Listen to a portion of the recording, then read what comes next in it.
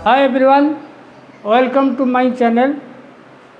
आज मैं एक इम्पोर्टेंट टॉपिक के बारे में बताना जा रहा हूँ। एनआरई ऑफ का मतलब कार्डिंग और कुंभर का। और ये टॉपिक बताने से पहले एक इम्पोर्टेंट मैसेज आप लोग को देना चाहता हूँ। आप लोग मेरा चैनल का मेंबरशिप लीजिए। आप लोग जितना मेंबरशिप लेंगे उतना मेरे को चैनल चलाने में मतलब ठीक ठाक रहेगा, नहीं तो चैनल चलाना मुश्किल हो जाता है। और हम चाहते हैं चैनल कभी बंद ना हो, चलते रहे।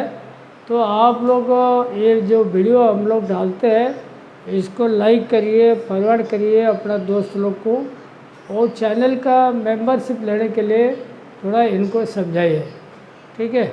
आज अपन बात कर रहे हैं एनआरई के बारे में। नेप्स रिमूवल एफिशिएंसी, मतलब कार्डिंग और कुंभल में जो नेप्स हम निकालते हैं कितना परसेंटेज रहेगा तब सही रहेगा, उसके बारे में बताने जा रहे हैं। देखिए, ऑब्जेक्टिव क्या होता है। Blow room beater speed. Blow room का बीटर स्पीड मतलब जब कोई नया माल चालू होता है, इसका ऑफिस कराए हर बीटर का, पीछे का, आगे का, उसमें देखिए किस में लेप्स बढ़ रहा है और कितना बढ़ रहा है, और रेंज के अंदर है नहीं है। आप ये ध्यान रख के चलो। अगर आपकी ब्लो रूम बढ़िया कंपनी का है और नई है तो आपकी कॉटन में लेप्स जितना रहेगा उससे 1.8 से 2.5% तक बढ़ जाएगा। मतलब कॉटन में जो नेप्स रहता है उसमें ब्लो रूम का जैसे कंप्लीट हो जाएगा, लास्ट बीटर के आगे जो माल निकलेगा एलवीएसए के पास निकलेगा, वो नेप से जनरली 1.8 से 2.5 गुना तक बढ़ जाता है। कभी कभी पुराना मशीन रहता है तो 3 गुना भी हो जाएगा, उसमें कोई आश्चर्य की बात नहीं है। लेकिन अपना मकसद है कार्डिंग और कुंभल में कितना नेप से हम रिमूव कर पाते हैं, वो इम्पोर्टेंट है। ब्लो रूम में तो बढ़ेगा, सबको मालूम है बढ़ेगा, लेकिन कार्डिंग और कुंभल से कितना निकाल सकते हैं वो इम्पोर्टेंट है। और ब्लो रूम का बीटर स्पीड सबसे इम्पोर्टेंट है।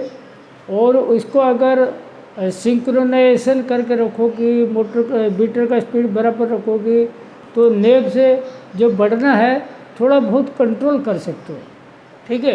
तो ये सबसे इम्पोर्टेंट है ब्लो रूम का बीटर स्पीड का। उसके बाद देखो, टू अचीव क्वालिटी, ये अपना क्यों एनआरई निकालते हैं, अपना क्वालिटी आईपीआई निकालने के लिए। समझ लो कार्डिंग का अपन स्टैंडर्ड एनआरई समझ लो, मैं एग्जाम्पल बोल रहा हूँ। कार्डिंग का जो स्टैंडर्ड है अब कम से कम 70 से 75% तक आना चाहिए, ठीक है। 70 से 75% आना चाहिए। और अगर उससे कम आया, समझ लो कभी कभी 40% आता है, तो इसका मतलब आपकी सेटिंग में गड़बड़ी है या आपकी प्रोसेस में गड़बड़ी है। तो कम से कम तो 65 का ऊपर रहेगा तो पास है। 65 से नीचे होगा तो आप इसको ये करना पड़ेगा, आपको इसको सेट करना पड़ेगा, क्या बीमारी, इसको चेक करना पड़ेगा। और ऐसे ही कार्डिंग के बाद कुंभल का देखो, कुंभल का आपका 65 से 70, कभी कभी 72% तक भी आ जाएगा एनआरई, ठीक है। 72% तक भी आ जाएगा, तो ये बहुत इम्पोर्टेंट है। तो उसमें देखो, ये अगर कम रहेगा तो आपकी क्वालिटी सही आएगा, मतलब आईपीआई वगैरह कम आएगा। और किप्स नेप्स लेवल लो, तो इसको जो नेप्स लेवल होता है हर जगह का आपको लो रखना पड़ेगा, तब जाकर आपकी आईपीआई वगैरह मेंटेन रहेगा। और किप्स यान अपीयरेंस गुड, अगर नेप्स कम रहेगा, धागा गांठे गांठे नहीं दिखेगा, और उसमें आपकी अपीयरेंस अच्छा रहेगा, फैब्रिक अपीयरेंस भी बढ़िया आएगा, गुड आएगा। Depends on neps in raw material. समझ लो रॉ मटेरियल में आपकी नेप्स बहुत ज़्यादा है, तो ऐसे रॉ मटेरियल आप लोग अप्रूव मत करो। रॉ मटेरियल में जितना रहेगा उसी हिसाब से आपकी कार्डिंग स्लाइबर में कुंभल में आ जाएगा। ऐसा तो नहीं आप बिल्कुल रॉ मटेरियल में अपने 100-150 का नेप्स ले लिया और आपको बढ़िया आईपीआई चाहिए, बढ़िया क्वालिटी चाहिए, तो कभी नहीं हो सकता। तो रॉ मटेरियल में जो नेप्स है, नेप्स लेबल सैम्पलिंग करे कम से कम जिसमें उसको लेना।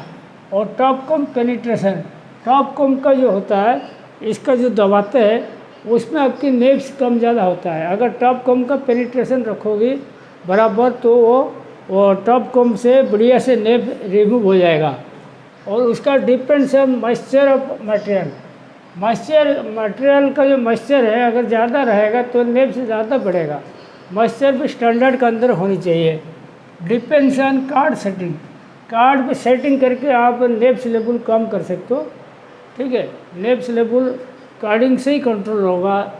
और उसके बाद देखो डिपेंड्स ऑफ क्लीनिंग फ्रीक्वेंसी। समझ लो आपकी सेटिंग भी बराबर है, सब कुछ ठीक है, अब क्लीनिंग 2 महीना हो गया किया नहीं, ब्लो रूम कार्डिंग का बराबर सफाई नहीं करता तो नेप्स उसमें कम होने का सवाल ही नहीं आता है।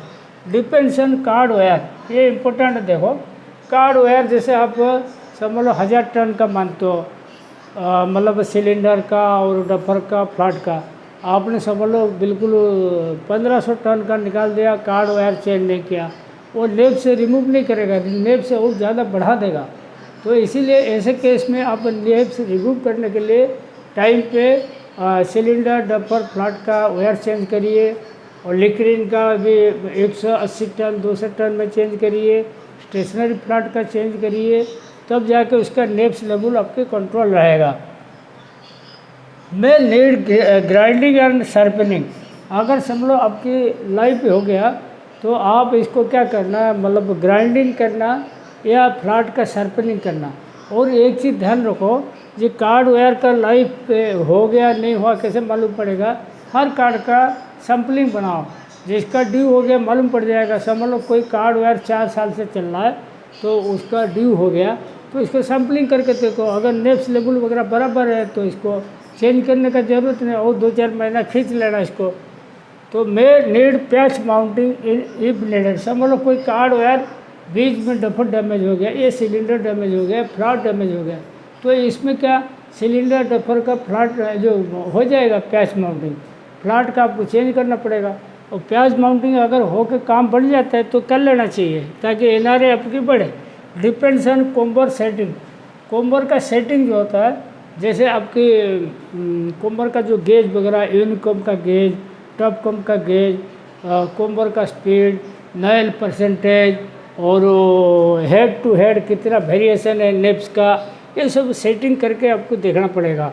कोम्बर और कार्ड का डिलीवरी स्पीड भी डिपेंड करता है। समझ लो किसी कार्ड पे NRA बहुत ख़राब आ रहा है, उसमें थोड़ा डिलीवरी स्पीड कम रखिए, किसी कार्ड में बढ़िया आता है उसको थोड़ा बढ़ा के चलाओ, तो आप आपस में एडजस्ट कर सकते हो। वो कार्ड का स्पीड डिपेंड करता है, कोम्बर का स्पीड डिपेंड करता है, NRA भी depends on waste and noil percentage.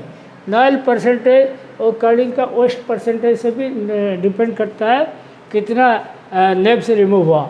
और फीड पर nep gram per metre of lap and carding batt का ग्राम पर मीटर, वो दोनों भी डिपेंड करता है। समझ लो ग्राम पर मीटर बहुत हेवी रखा तो नेप से उसमें रिमूव नहीं होता, दिक्कत जाता है।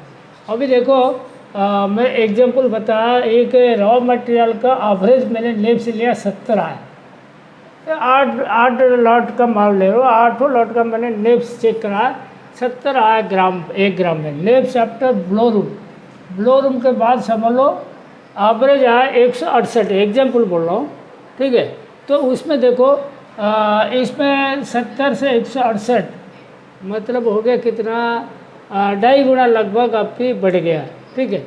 मैंने कार्ड वाइज स्टडी किया, देखो समझ लो ये 1 नंबर कार्ड का फीड में 162 ने, 2 में 165, 3 में 164, 166, ये 6 कार्ड का मैंने एग्जाम्पल के लिए लिया।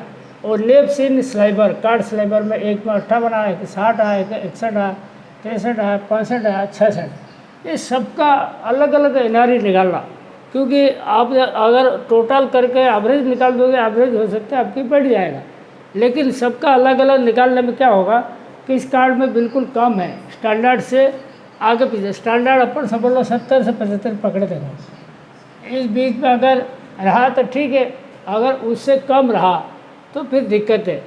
तो इसमें क्या करना, हर कार्ड का निकालना, जो कार्ड पे ख़राब है इसको मेंटेनेंस करिए, चाहे वायर चेंज करिए, पैच माउंटिंग करिए, ग्राइंडिंग करिए, सर्कलिंग करिए, स्पीड कम करिए, गेज सेट करिए, जो भी करना करिए, लेकिन उसको सही करना पड़ेगा। मैंने आपको एक शॉर्टकट में दे दिया, देखो, neps in feed minus neps in sliver divide by neps in feed into 100। ये हो गया एनआरई का फार्मूला।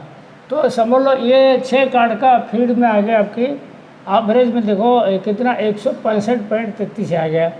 एवरेज नेप्स इन स्लाइवर आ गया, समझ लो ये सब जोड़ दिया और 6 कार्ड का 62.16 है। तो एवरेज एनआरई कितना है 165.33 माइनस 62.16 डिवाइड 165.33 इंटू 100, 62.4। ये कम है, 62.4 आया अगर एवरेज एनआरई, तो ये बहुत कम है, इसको बढ़ानी पड़ेगी। बढ़ानी पड़ेगी कैसे? तो ब्लोर में आप नेप्स थोड़ा डाउन करिए, कैसे कैसे, कार्डिंग में भी आप थोड़ा गेज वगैरह करके डाउन करिए, तो उस पर कम कर, इधर कम करोगे इधर भी कम करोगे, तब जाके सब कवर होगा। ठीक है, तो उसके बाद देखो कोमर नेप्स समझ लो 75 ग्राम पर मीटर आया लैब में, और लेब से कोमर स्लाइबर आ 23 ग्राम पर मीटर, तो इसका एनआरई हो गया देखो 75 माइनस 23 डिवाइड 75, 69.33। और कोमर का भी जब लोगे, हर कोमर का लेना है एनआरई, और हेड टू हेड भी लेना एनआरई, तब जाकर आपको मालूम पड़ेगा कौन सा हेड में दिक्कत है, किस में नेप्स बढ़ रहा है, इसको अटेंड करना है। तो उसी हिसाब से आपको कोमर वाइज भी लेना और हेड वाइज भी लेना। ठीक है, उसमें आप चेक करोगे तो मालूम पड़ जाएगा, और जो हेड टू हेड लोगे तो आपको दिख जाएगा कि इसमें ज़्यादा लेप्स आ रहा है, तो अब इसको अटेंड कर सकते हो। तो आज का टॉपिक मैं यहीं पे समाप्त करता हूँ। Thank you.